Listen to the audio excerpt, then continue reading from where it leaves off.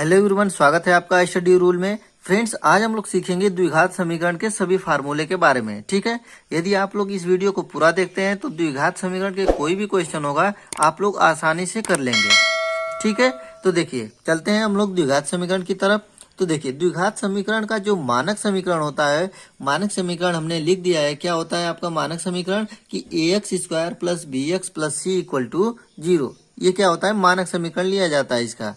ठीक है, और देखिए द्विघात समीकरण का मतलब कि यहाँ पे देखिए यक्स के स्क्वायर है ना, दो घात है, तभी ये आपका द्विघात समीकरण कहलाएगा। ठीक है, यदि ये नहीं रहता है तो ये द्विघात समीकरण नहीं कहलाएगा आपका। अब देखिए फिर चलते हैं, द्विघात समीकरण को हल करने की विधियां कौन कौन सी होती हैं। तो देखिए द्विघात समीकरण को हल करने की दो विधियां ली जाती हैं। एक होता है गुणनखंड विधि और दूसरा होता है श्रीधराचार्य विधि। तो देखिए एक होता है आपका कौन सा, गुणनखंड विधि। ठीक है, गुणनखंड विधि से हम लोग जानते हैं कैसे किया जाता है।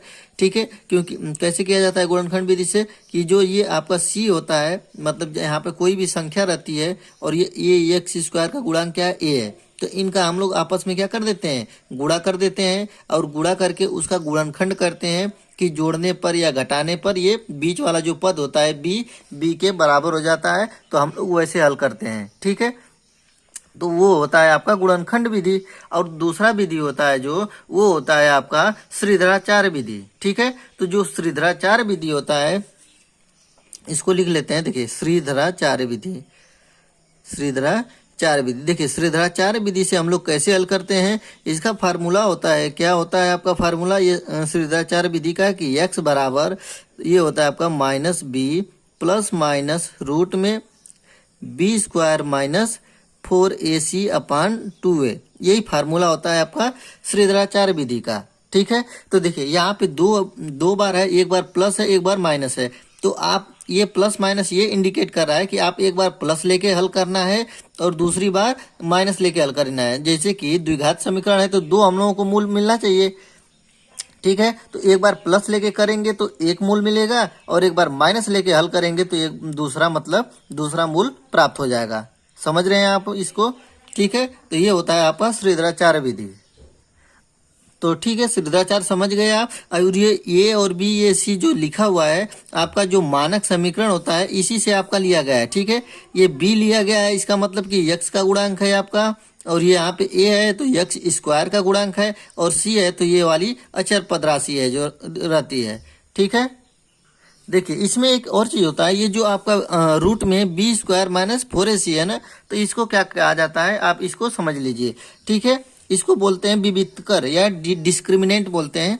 ठीक है, जहाँ पे d बराबर लिखा जाता है आपका कि b² माइनस 4ac। ठीक है, ये जो आपका रूट में है b² माइनस 4ac, यही इसको बोलते हैं डी, विविक्तकर इसको बोलते हैं। ठीक है, क्या बोलते हैं, विविक्तकर, विविक्तकर। ठीक है, इसी से हम लोग यदि हम लोग डी की वैल्यू बस निकाल लें, जो भी वैल्यू होती है, तो उससे हम लोग मूलों की प्रकृति ज्ञात करते हैं। ठीक है, क्या ज्ञात करते हैं, मूलों की प्रकृति। तो देखिए मूलों की प्रकृति हम लोग देखते हैं। तो देखिए द्विघात समीकरण के मूलों की प्रकृति हम लोग जानते हैं। तो देखिए ये वाला जो टॉपिक होता है बहुत ही इंपॉर्टेंट होता है आपके क्लास 10th के लिए। ठीक है, ये बहुत ही इंपॉर्टेंट, हम मतलब लगभग समझिए कि हर एक एग्जाम में ये पूछा जाता है। ठीक है, कोई एंट्रेंस एग्जाम भी है कोई चीज का, तो वहाँ भी आप वनडे एग्जाम है उसमें भी ये बहुत ही इंपॉर्टेंट टॉपिक होता है द्विघात समीकरण के मूलों की प्रकृति ज्ञात करने के लिए। ठीक है, तो देखिए इसलिए क्या होता है आपका, जो हमने आपको बताया कि जो विविक्तकर होता है b² माइनस 4ac, जब ये उसकी वैल्यू निकालेंगे, यदि इसकी वैल्यू 0 से बड़ी हो जाती है, तो 0 से जब बड़ा होता है तो मूल यहाँ पे लिया जाता है कि मूल क्या होंगे, वास्तविक होते हैं। ठीक है, जब 0 से बड़ा होगा तो 0 से बड़ा होगा तो क्या होगा, मूल वास्तविक होंगे। ठीक है, वास्तविक। ठीक है, वास्तविक होंगे और असमान होंगे। ठीक है, ये पूछता है आपको, 4 विकल्प दे देता है कि यदि b² माइनस 4ac 0 से बड़ा है तब कैसे होंगे मूल, तो ये ऑप्शन में मिलेगा आपका वास्तविक और असमान। ठीक है, मूल वास्तविक होंगे और असमान होंगे। और दूसरा क्या होता है कि b² minus 4ac equal to 0, मतलब 0 के जब बराबर हो जाता है, तो देखिए जब मूल बराबर होते हैं, जो बी स्क्वायर माइनस 4ac का मान 0 के बराबर होता है तो मूल यहाँ पे बस समान हो जाते हैं। ठीक है, वास्तविक तो होंगे मूल, यहाँ भी लिखेंगे क्या, मूल वास्तविक। ठीक है, तो मूल वास्तविक होगा और क्या होगा, समान होगा मूल। ठीक है, मतलब कि मूल मान लीजिए 2 आता है तो दूसरा भी मूल आपका 2 ही होगा। ठीक है, समान मूल प्राप्त होंगे। ठीक है, अब देखिए क्या है कि बी स्क्वायर माइनस 4ac 0 से क्या रहेगा, छोटा रहेगा, लेस देन 0 है यहाँ पे। तो जब 0 से छोटा रहता है तो मूल क्या प्राप्त होते हैं, आपके काल्पनिक प्राप्त होते हैं। ठीक है, मूल आपके काल्पनिक प्राप्त होते हैं या अवास्तविक आप कह सकते हैं इसको। तो ये 3 टॉपिक है आपका द्विघात समीकरण के मूलों की प्रकृति ज्ञात करने वाले। ठीक है, ये आप जैसे भी करके इसको एकदम याद कर लीजिए। ठीक है, तो अब देखिए अगला टॉपिक क्या है हम लोगों का, कि द्विघात समीकरण के मूलों का योगफल और गुणनफल कैसे निकालते हैं। ये भी आपका टॉपिक बहुत ही इंपॉर्टेंट होता है। इससे क्वेश्चन मतलब 1 नंबर के या 2 नंबर के क्वेश्चन जरूर पूछे जाते हैं ये आपके एग्जाम में। ठीक है, तो आइए देखते हैं उसको।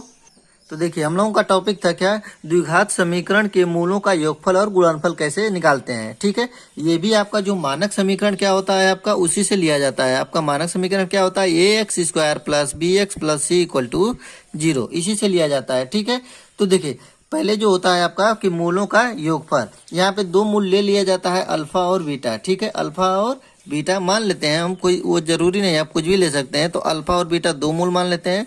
तो ये मूलों का योगफल के लिए हम लोग अल्फा प्लस बीटा लिख सकते हैं, अल्फा प्लस बीटा ये होता है आपका माइनस बी बाई ए। ठीक है, ये होता है आपका माइनस बी बाई ए। ठीक है, तो देखिए अब यहाँ के आप कहेंगे कि ये माइनस बी बाई ए कैसे हो गया। तो देखिए जो बी है आपका, ये यहाँ पे यक्स के गुणांक को लिया गया है बी, और यहाँ पे क्या है, यक्स स्क्वायर का गुणांक ए है, तो यहाँ पे यक्स स्क्वायर का गुणांक लिया गया है। ठीक है, समझ में आ रहा है आपको।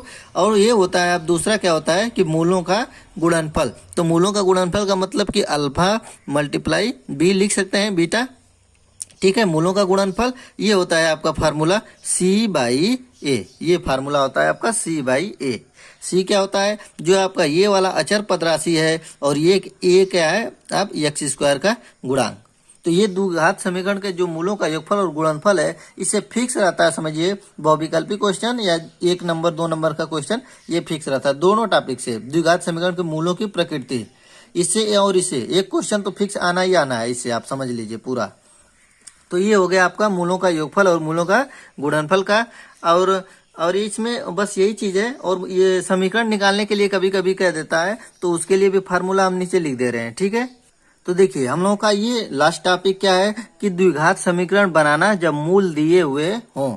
ठीक है, तो देखिए जब मूल मान लीजिए दे दिया आपको कोई भी अल्फा और दूसरा बीटा दे दिया है। ठीक है, तो हम लोगों को द्विघात समीकरण का देगा कि द्विघात समीकरण आप बनाइए। तो उसका फार्मूला होता है आपका कि एक्स स्क्वायर माइनस होता है मूलों का योगफल। अब देखिए मूलों का योगफल हमने लिख दिया है यहाँ पे, तो यहाँ पे क्या रहेगा आपका, एक्स स्क्वायर लिख लिया है, तो यहाँ पे क्या रहेगा, एक्स रहेगा। ठीक है, मूलों का योगफल यहाँ पे क्या होता है कि मूलों का गुणनफल होता है। ठीक है, क्या होता है, मूलों का गुणनफल। ठीक है, इक्वल टू आपका 0। तो ये हो गया आपका एक्स स्क्वायर माइनस मूलों का योगफल इंटू एक्स प्लस मूलों का गुणनफल बराबर 0। यही आपका द्विघात समीकरण आपका बन जाएगा जब अल्फा और बीटा दिए हुए हों तब। ठीक है, समीकरण निकालने के लिए बोलेगा। तो ये था आपका द्विघात समीकरण के इंपॉर्टेंट जितने भी टॉपिक हैं, मैंने सभी को ले लिया है। इस टॉपिक को यदि आप अच्छे से देख लेते हैं तो आपका क्वेश्चन समझ लीजिए इससे 5 नंबर आपका कहीं नहीं गया है। चाहे बहुविकल्पी का क्वेश्चन पूछ दे, या 2 नंबर का क्वेश्चन पूछ दे, या 3 नंबर का क्वेश्चन पूछ देता है इसमें से, तो आप लोग इसको अच्छे से याद कर लीजिए। ठीक है, तो ये सभी फार्मूले थे आपके द्विघात समीकरण के। तो ये टॉपिक आपको कैसा लगता है प्लीज लाइक करें। यदि आप मेरे चैनल पे नए हैं तो प्लीज चैनल को सब्सक्राइब करें। मिलेंगे अगले वीडियो में, तब तक के लिए जय हिंद जय भारत।